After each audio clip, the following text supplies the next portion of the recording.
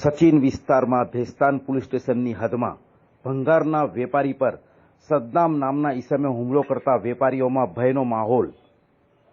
સચિન વિસ્તારમાં નીકળતા રૂપિયા માંગવા જતા ભંગારના વેપારી પર માથાભારે ઈસમે જીવલેણ હુમલો કરતા ભંગારના અન્ય વેપારીઓમાં ભયનો માહોલ સર્જાયો છે।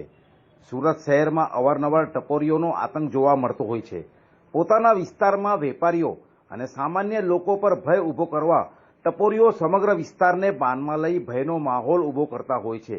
તેવો જ એક કિસ્સો ભેસ્તાન પોલીસ સ્ટેશનની હદમાંથી સામે આવ્યો છે।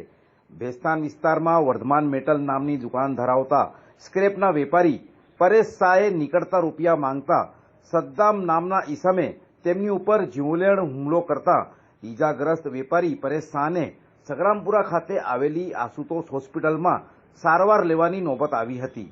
ઘટનાને ભેસ્તાન પોલીસે ગંભીરતાથી લઈ આરોપીને પકડવા ચક્રો ગતિમાન કર્યા છે। મારું નામ પરેશ બાબુલાલ શાહ છે અને મારો ગ્રીન પાર્ક ઊન પાટિયાની આગળ મારો સ્ક્રેપનો ધંધો છે। આજે બપોરે હું જમવા બેસેલો હતો ત્યારે પેલો સદ્દામ નામનો એક માથાભારે માણસ આવીને સીધો મને મારવાનું ચાલુ કરી દીધેલું। એણે અમારે પૈસાની જૂની લેવી દેવી હતી, અમે એના પાસેથી પૈસા માંગ્યા તો એણે અમને મારવાનું ચાલુ કરી નાખ્યું અને એમ કે હવે માંગશે તો હું તને આગળ પણ આનાથી વધારે હું તને હજી મારીશ। હા,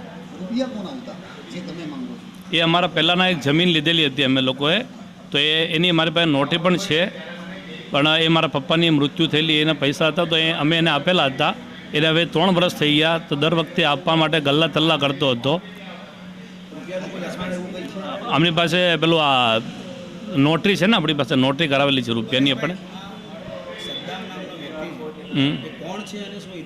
એ જીએસટી ચોર છે સાહેબ, એનો ખૂબ મોટો ગુનાહિત ઇતિહાસ છે અને જીએસટીનો ચોરીનું 2 નંબરનું કામ કરે છે। એની 3 દુકાનો છે અને 3 દુકાનો પર એનો ચોરીનો જ માલ આવે છે અને માથા પર ઈસમો સાથે જ પડે, આખો દિવસ ફરે છે। હમણાં ચાલુ 2-3 મહિનામાં એની ઉપર 4 થી 5 વાર ગુના થઈ ચૂક્યા છે। આ ઉધના નશા આપણે ઊન નશાબંધીમાં હમણાં 2 મહિના પહેલાં બી થયેલા હતા એની ઉપર। એ જે પણ પૈસા એની પાસે ઉઘરાણી કરતા હતા, જે વીસીવાળા એની પાસે વીસી લખાવેલી હતી ને, તો એ વીસીવાળાના પણ બધાના પૈસા ખાઈ ગયો છે અને જો માંગવા જાય છે તો એમને પણ મારતો હતો એ રોય। 5 થી 6 વ્યક્તિ છે મારા જેવા।